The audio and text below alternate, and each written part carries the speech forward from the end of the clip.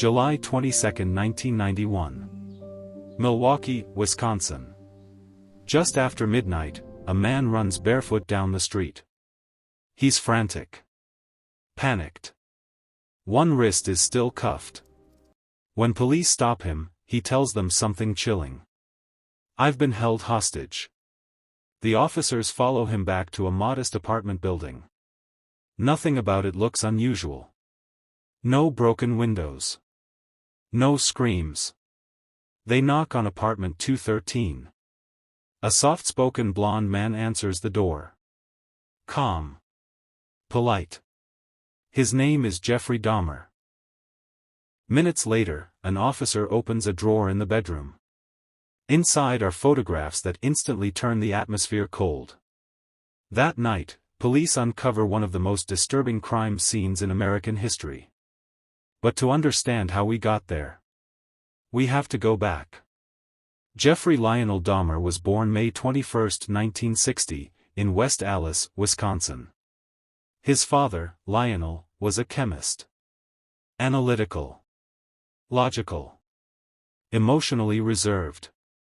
His mother, Joyce, struggled with mental health issues and frequent illness. The household was tense. Arguments were common. When Jeffrey was still young, the family moved to Bath, Ohio. Neighbors described him as quiet. Teachers described him as polite, but distant. He had difficulty connecting with other children. And then, something unusual began. As a child, Jeffrey became fascinated with dead animals. He wasn't just curious. Wow, what is this? He wanted to understand So how they light. were put together. Maybe from a squirrel? His father once showed him how to bleach animal bones. That moment would linger.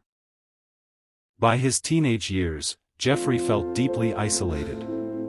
He realized he was attracted to men, something he hid completely in the 1970s suburban Midwest.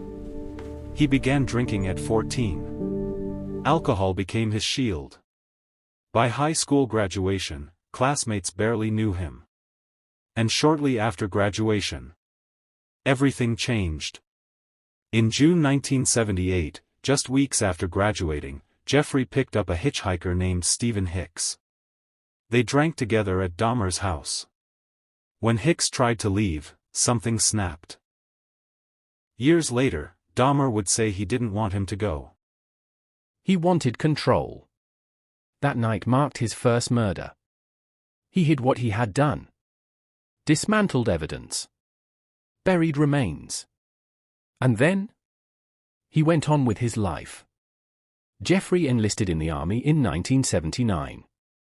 Stationed in Germany. At first, it seemed like structure might help. But alcohol followed him. His behavior became erratic.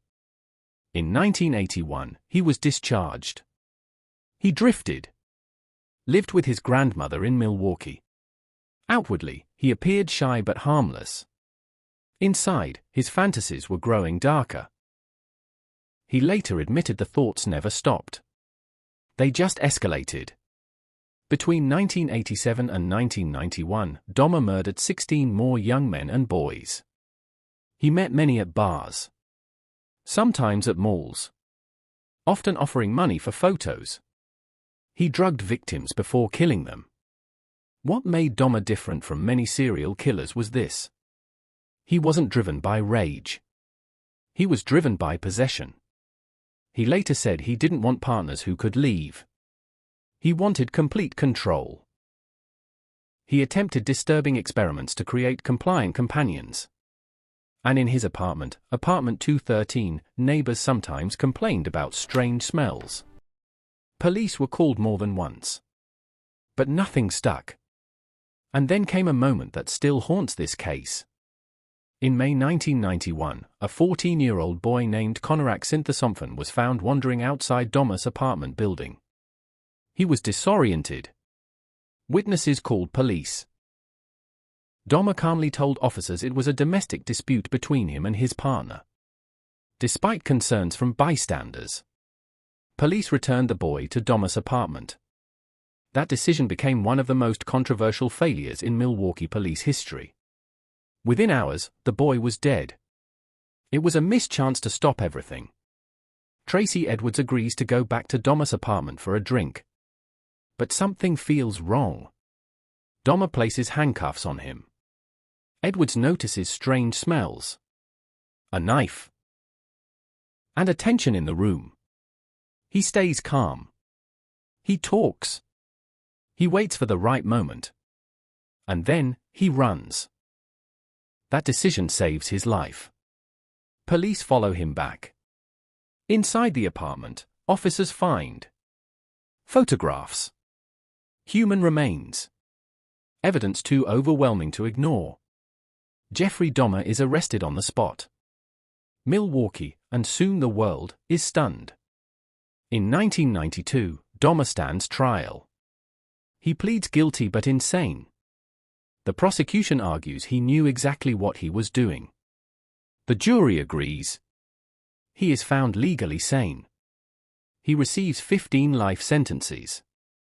During the trial, he speaks softly. No dramatic outbursts.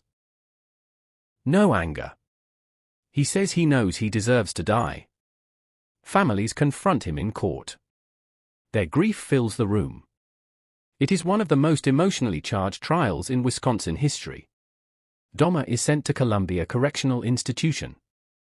At first isolated for safety. Eventually placed in general population. On November 28, 1994, he is attacked by fellow inmate Christopher Scarver. He dies from his injuries. He is 34 years old. Just like that.